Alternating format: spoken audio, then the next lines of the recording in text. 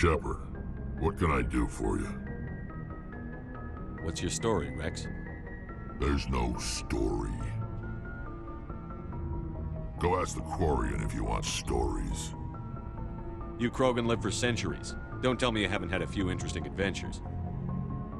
Well, there was this one time the Turians almost wiped out our entire race.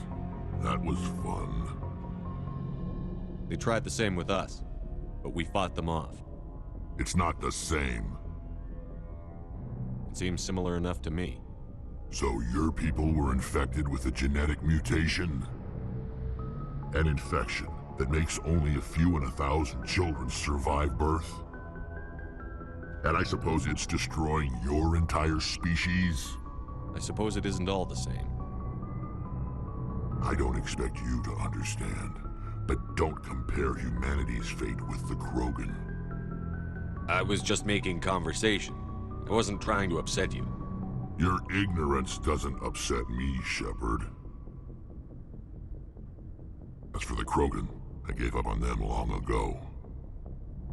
The genophage infected us, but it's not what's killing us. Are your people really dying? We're sure not getting any stronger. We're too spread out. None of us are interested in staying in our own system. Lots of species have left their homes and prospered. But they go to colonize new worlds. We're not settlers.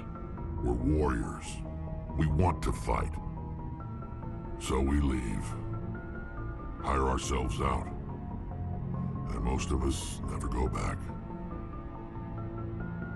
What can you tell me about the genophage? Ask the Solarians if you want details. They made it. All I know, it makes breeding nearly impossible. Thousands die in stillbirth, and most never get that far.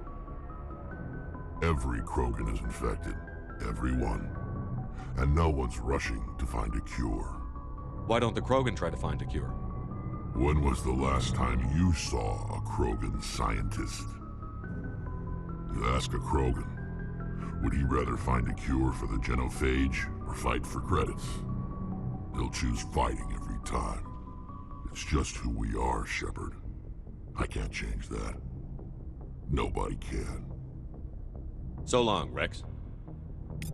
Shepard. Commander, you have a minute to talk? I keep an open-door policy. If you have any concerns, lay them on me. All right. I know things are different aboard the Normandy, but I'm concerned about the aliens, Vicarian and Rex. With all due respect, Commander, should they have full access to the ship? They may not serve the Alliance, Chief, but they're allies. At least as far as Saren goes. This is the most advanced ship in the Alliance Navy. I don't think we should give them free rein to poke around the vital systems. Engines, sensors, weapons. You don't trust the Alliance's allies? I'm not sure I'd call the Council races allies. We, humanity, I mean, have to learn to rely on ourselves. Standing up for ourselves doesn't mean standing alone. I don't think we should turn down allies. I just think we shouldn't bet everything on them staying allies. As noble as the Council members seem now, if their backs are against the wall, they'll abandon us. You've got a pessimistic view of the universe, Williams. A pessimist is what an optimist calls a realist. Look, if you're fighting a bear and the only way for you to survive is to sick your dog on it and run, you'll do it. As much as you love your dog, it isn't human. It's not racism, not really. Members of their species will always be more important to them than humans are. These seem like deeply held beliefs, Williams. What made you think this way? My family's defended the Alliance since it was founded. My father, grandfather, great-grandmother, they all picked up a rifle and swore the oath of service. I guess we just tend to think of Earth's interests as our own. It doesn't sound like you've worked with aliens before. No, sir. Mainly I've been groundside, part of the surface garrison forces. I did get a rotation on a space station for training. Every Marine a rifleman, every rifleman ZG certified. That's odd. Your record is spotless and your technical scores are exemplary. You should be serving with the fleet. Anyway, that's why I haven't served with many aliens, Commander. I come from a military family too. My parents were both Navy. Anybody in your family we might know? Couldn't say, Commander. We probably have a lot in common. You join up to carry on the tradition? No. The future of humanity is out here. There's so much we haven't seen yet. Yeah. I still remember my first field exercise on Titan. When we hit mud, the reality hit me. I'm the first person who ever stood here. Then my drill instructor kicked me in the ass. I went face first into the muck. He spent the next 5 minutes chewing me out for gold breaking. Don't tell me you had Gunny Ellison. He's the only one I know who uses that word to describe shirking duty. Oh, Lord. You went to the Makapog boot camp, too? Yeah. Gunny Ellison's still reaming out recruits down there, kicking ass and using words like inveigle and pusillanimous. All right. I can see where your concerns are coming from, Williams. But this is a multilateral mission.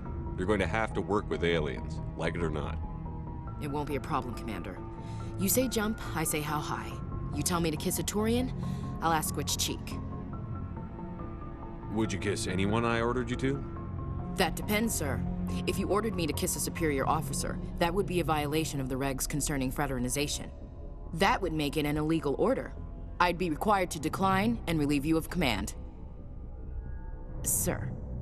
What's your opinion on the last mission? Gotta admire those colonials. That's about the worst place for a colony I've ever seen. Given the option, I'd get the hell out of Dodge. We'll talk later, Williams. Looking forward to it, sir. Commander, nice work out there. I knew working with the Spectre would be better than life at CSEC. Have you worked with a Spectre before? Well, no, but I know what they're like. Spectres make their own rules. You're free to handle things your way. At CSEC, you're buried by rules. The damn bureaucrats are always on your back. For the most part, the rules are there for a reason. Maybe. But sometimes it feels like the rules are only there to stop me from doing my work. If I'm trying to take down a suspect, it shouldn't matter how I do it, as long as I do it. But CSEC wants it done their way. Protocol and procedure come first. That's why I left. So you just quit because you didn't like the way they do things? There's more to it than that. It didn't start out bad, but as I rose in ranks, I got saddled with more and more red tape. CSEC's handling of Saren was typical. I just couldn't take it anymore. I hate leaving. I hope you made the right choice. I'd hate for you to regret it later. Well, that's sort of why I teamed up with you. It's a chance for me to get off the Citadel, see how things are done outside CSEC. Either way, I plan to make the most of this. And without CSEC headquarters looking over my shoulder, well, maybe I can get the job done my way for a change. If getting the job done means endangering innocent people, then no. We get the job done right, not fast. Got it? I wasn't trying to. I understand, Commander.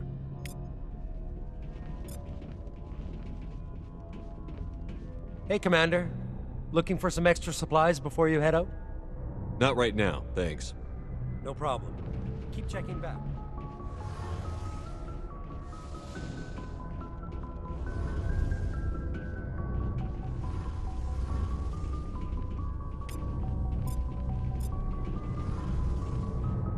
Your ship's amazing, Shepard. I've never seen a drive core like this before. I can't believe you were able to fit it into a ship this small. I'm starting to understand why you humans have been so successful. I had no idea Alliance vessels were so advanced. The Normandy's a prototype. Cutting-edge technology. A month ago, I was patching a makeshift fuel line into a converted tug ship in the flotilla. Now, I'm sitting on board one of the most advanced vessels in Citadel space. I have to thank you again for bringing me along. Traveling on a vessel like this is a dream come true for me. I had no idea you found ship technology so interesting. It comes with being a Quarian. The migrant fleet is the key to the survival of my people. Ships are our most valuable resource. But we don't have anything like this. We make do with cast-offs and second-hand equipment. We just try to keep them running for as long as we can. Some of the fleet's larger vessels date all the way back to our original flight from the Geth. I can't believe your fleet's still using ships that are 3 centuries old. They're constantly being repaired, modified, and refitted. They aren't pretty, but they work, mostly. We've tried to make ourselves as independent as possible on the flotilla, grow our own food, mine, and process our own fuel. But some things we just can't make on our own. A patch to maintain the hull integrity requires raw materials we just don't have. That's why our pilgrimages are so important. Tell me about your people. Our lives aren't easy. Resources are scarce, and we are constantly on the move. Everything we do must in some way contribute to the continuation of the migrant fleet. There are 17 million Quarians in the flotilla, and each of us relies on the others for survival. The bonds among my people are strong. Unfortunately, we have had to surrender many of the freedoms and civil liberties other species take for granted. What kind of freedoms? Well, it's illegal for parents to have more than one child. If our population grows too much, it would strain our resources to their breaking point. Of course, we also can't allow our numbers to become too few. If our population is in decline, the rule against single births is temporarily repealed. In extreme cases of population decline, incentives are even offered to encourage multiple births, though the Conclave hasn't had to take such measures in nearly a century. That's your government. The Conclave is our civilian branch of government. Each ship can elect a representative to serve on the Conclave and make decisions that affect the fleet as a whole. On matters that affect an individual ship, however, the captain has the final say. It's a tradition that dates back to the early days, when the fleet was governed by martial law. Fortunately, most captains nowadays are smart enough to have an elected council from their crew to give them advice and guidance. So the ultimate power rests with elected officials. In practice, the Conclave and the respective council for each ship tend to set the rules that govern our daily lives. But in theory, we are still under military jurisdiction. The 5 top-ranking military officials in the fleet serve on the Admiralty Board. These 5 have the power to overrule any decision by the Conclave in case of emergency. To do so requires unanimous agreement among the Admiralty, and they can only do this once. After that, the entire board must resign their posts. It's a safeguard that served us well. In nearly 3 centuries, the Admiralty Board has only overruled the Conclave 4 times. I want to know more about the Geth. I doubt I can tell you anything you don't already know. It's been almost 3 centuries since they drove my people into exile. All I know is the story of their origins, what they were when we created them, and how they turned on us. Interesting. The Geth were originally created to serve as an automated manual labor force. Initially, their intelligence was as limited as any VI. Over time, we made small modifications to their programming to allow them to perform more varied and complex tasks, bringing them closer and closer to true AI status. How come the Council didn't step in and stop you? This wasn't true AI research. We may have been skirting the bounds of the law, but we never did anything that was actually illegal. The changes were so insignificant, so gradual, that we were able to control them. Or so we thought. But one thing we underestimated was the power of the neural network. A million Geth thinking simultaneously created an inherently unstable matrix. So, the Geth share brain power? Many of the Geth's logic systems were designed to work in concert with other nearby Geth.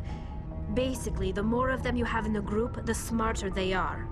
So there's some sort of group consciousness? No, nothing like that. They cannot share sensory data or information. Their programming cannot handle that much simultaneous input. Each Geth maintains an individual awareness and identity. The neural network only operates on a process-based level. It's basically the synthetic equivalent of a subconscious. But when they're in close proximity, they can coordinate low-level functional processes, freeing up more capacity for original or independent thought. That doesn't make any sense. I'm probably oversimplifying. The Geth are incredibly advanced and complex creations. All you need to know is that they get smarter when they gather in large numbers. As we built more and more Geth, their effective intelligence became more sophisticated, more abstract. One day, a Geth began to ask its Quarian overseer questions about the nature of its existence. Am I alive? Why am I here? What is my purpose? As you can imagine, this caused a near panic among my people. I don't see what's so bad about those questions. The Geth were created to engage in mundane, repetitive, or dangerous manual labor. That's fine for machines, but it won't satisfy a sentient being for long. The Geth were showing signs of rudimentary self-awareness and independent thought. If the Geth were intelligent, then we were essentially using them as slaves. It was inevitable the newly sentient Geth would rebel against their situation. We knew they would rise up against us, so we acted first. A general order went out across all Quarian-controlled systems to permanently deactivate all Geth. The Geth responded to this order violently. You can't blame them for fighting for their survival. We had no other choice. The Geth were already on the verge of revolution. By acting quickly, we had a chance to end the war before it began. The hope was that most of the Geth would still be little more than machines, incapable of organized resistance. But they had progressed much further than anyone anticipated. The war was long and bloody. Millions upon millions of Quarians died at their hands. In the end, we were forced to flee our own homeworld. We feared the Geth would pursue us, but they never came beyond the Veil. Now we drift through space, exile searching for a way to reclaim what was once ours.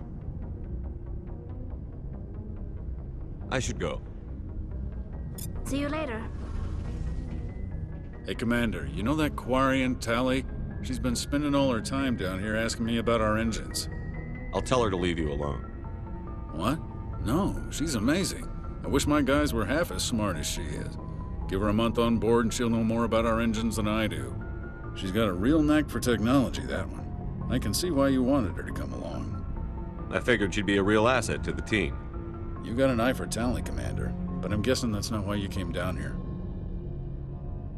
Fill me in on the IES stealth systems. How does it work exactly? You can't hide a ship out in space. They emit too much heat and radiation, too easy for sensors to pick them up, unless you find a way to capture those emissions.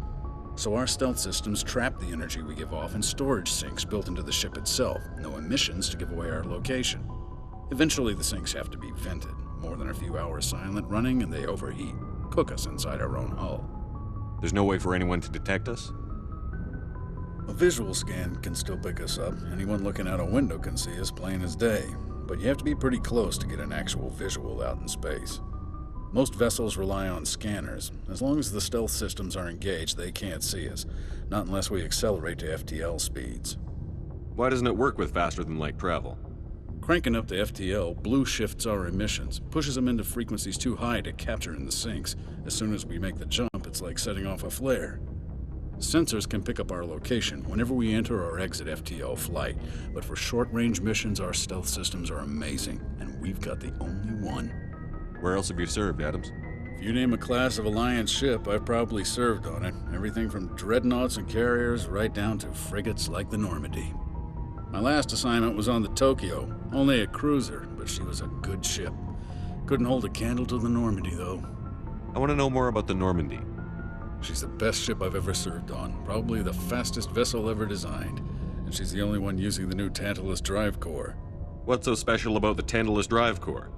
Proportionally, it's about twice the size of any other vessel. Not only are we faster, but we can run at FTL speeds longer before we have to discharge the core. Carry on, Adams. Aye, aye, Commander.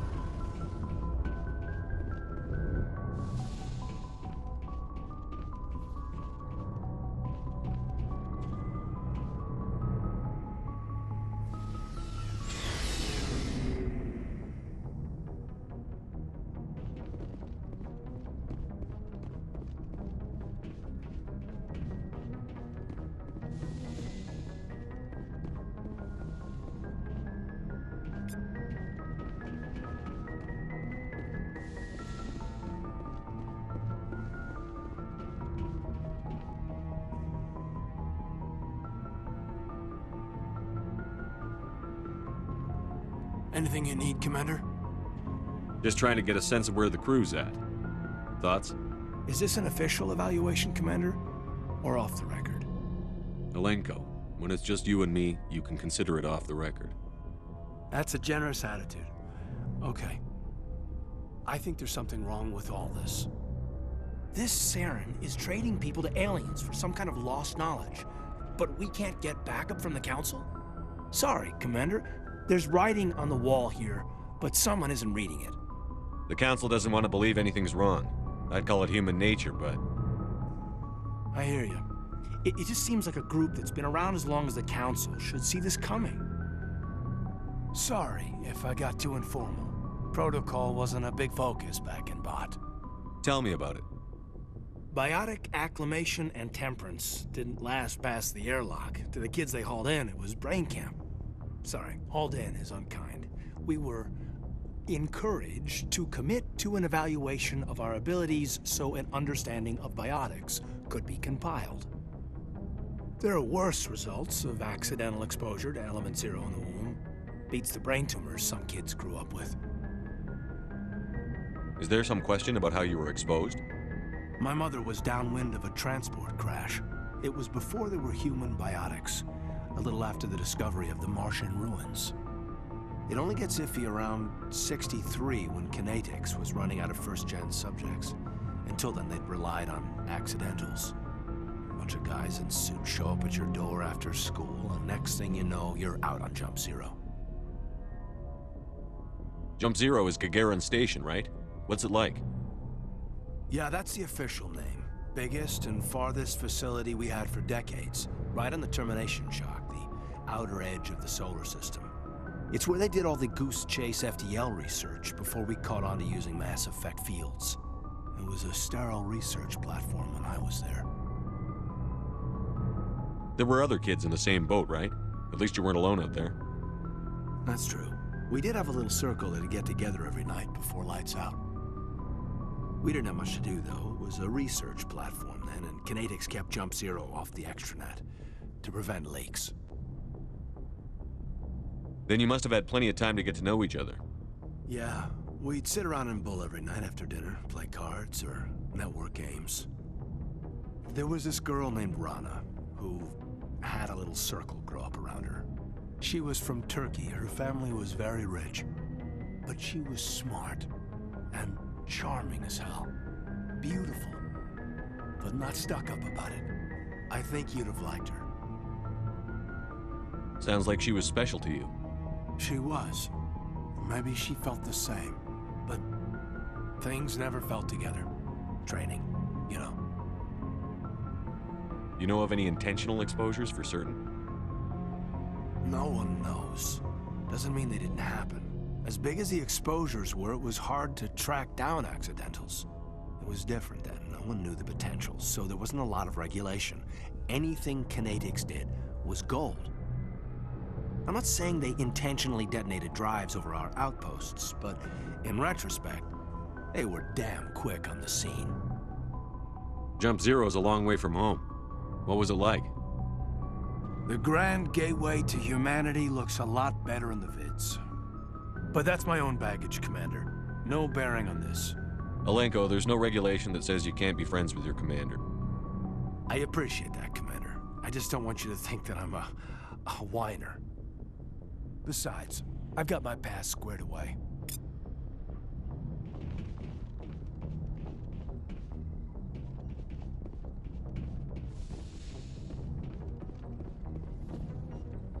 Yes, Commander? Is there something you need? How well do you know the lieutenant? I'd never worked with him before this mission. But he has an impressive service record, over a dozen special commendations. Tends to keep to himself, though. Maybe because of the headaches. It's not easy being an L2. What does that have to do with it? Well, most biotics now use the L3 implants. Lieutenant Alenko was wired with the old L2 configuration. Sometimes there are complications. What kind of complications? Severe mental disabilities, insanity, crippling physical pain. There's a long list of horrific side effects. Caden's lucky. He just gets migraines. How did you end up serving on an Alliance ship? I enlisted right out of med school. Earth always seemed boring to me. Too safe, too secure. I figured the colonies were teeming with exotic adventure. I wanted to travel the stars, tending the wounds of tough soldiers with piercing eyes and sensitive souls.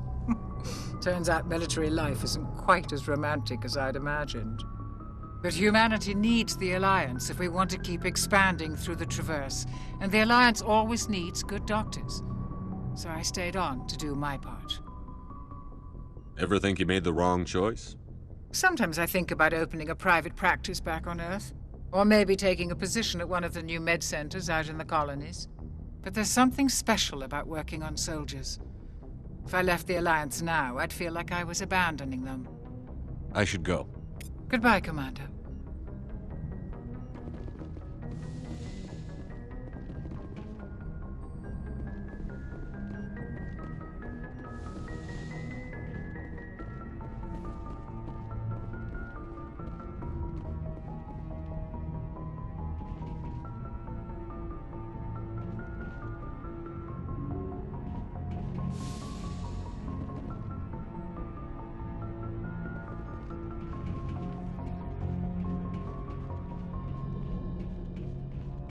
Yes, Commander?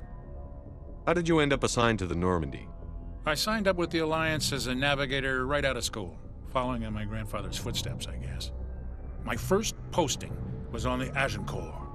We were one of the first reinforcements to arrive at Elysium after the Blitz hit, and those raiders were no match for an Alliance frigate. Of course, the only reason the colony was still standing was because of you, Commander. I can't believe you held out as long as you did. How'd you end up on the Normandy? I got my officer's commission after Elysium. Must have made an impression on the right people. Captain asked for me when he was picking his crew. Speak freely, Presley. I want to know if you have a problem with non-humans. It's not that, Commander. Humanity has always handled its own problems. Saren attacked one of our colonies. We should be the ones to stop him. We don't need their help. Some people think asking for help is a sign of weakness. That's just being stupid and stubborn. No matter how strong you are, allies can make you stronger. I guess so. Maybe I'm just stuck in the old ways of thinking. But don't worry, Commander, this won't be a problem. Carry on, Presley. Yes, sir.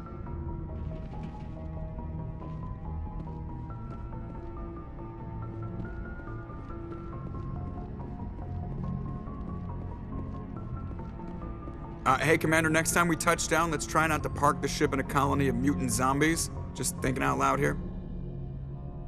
I like to know my crew. Mind if I ask you a few questions? I can see where this is going. You did a background check on me, didn't you? Well, I'll tell you the same thing I told the captain. You want me as your pilot. I'm not good. I'm not even great. I am the best damn helmsman in the Alliance fleet. Top of my class in flight school, I earned that. All those commendations in my file, I earned every single one. Those weren't given to me as charity for my disease. I'm sorry, Joker. I didn't even know you were sick. You mean you didn't know? Oh, crap. Okay, I've got Vrolik syndrome, brittle bone disease. The bones in my legs never develop properly. They're basically hollow, too much force and they'll shatter. Even with crutches and my leg braces, it's hard to get around. One wrong step and crack! It's very dramatic, but I've learned to manage my condition, Commander. Put the Normandy in my hands and I'll make her dance for you. Just don't ask me to get up and dance unless, you like the sound of snapping shin bones. Why does everyone call you Joker? It's a lot shorter than saying Alliance Flight Lieutenant Jeff Moreau. Plus, I love to make little children laugh. You're dodging the question. Look, I didn't pick the name. One of the instructors in flight school used to bug me about never smiling. She started calling me Joker, and it stuck. Why didn't you ever smile? Hey, I worked my ass off in flight school, Commander. The world's not gonna hand you anything if you go around grinning like an idiot. By the end of the year, I was the best pilot in the academy, even better than the instructors, and everybody knew it. They'd all got their asses kicked by the sickly kid with the creaky little legs. One guess who was smiling at graduation? I need to know more about this Vrolik syndrome if I'm putting my ship in your hands. Yeah, of course you do. It's an extremely rare condition. Nobody knows exactly what causes it. Genetic, maybe. It's treatable, but there's no cure. They classify my case as moderate to severe. I was born with over a dozen fractures, hip, thighs, ankles. My bones were already breaking in the womb. 100 years ago, I wouldn't have survived past my first year. Lucky for me, modern medical science has turned me into a productive member of society. You're not gonna break a bone trying to fly the ship, are you? I don't fly with my feet, Commander, so I'm fine as long as I'm in this chair. I gotta be real careful when I get up to take a piss, though. I can do my job as well as anyone on the ship. Better, actually. So don't worry about it. I'm not trying to make you uncomfortable. Let's talk about something else. Whatever you want, Commander. How's the Normandy performing? Is she everything they said she'd be? She's the best ship in the fleet, if you've got a pilot who knows how to handle her. Balance isn't what you'd expect. Takes a while to get used to that oversized drive core we got stuffed in the back, and her power can sneak up on you if you're not careful. The Normandy's probably too much ship for your average Alliance pilot, Commander. Lucky for you, I'm anything but average. I have to go. All right, see you.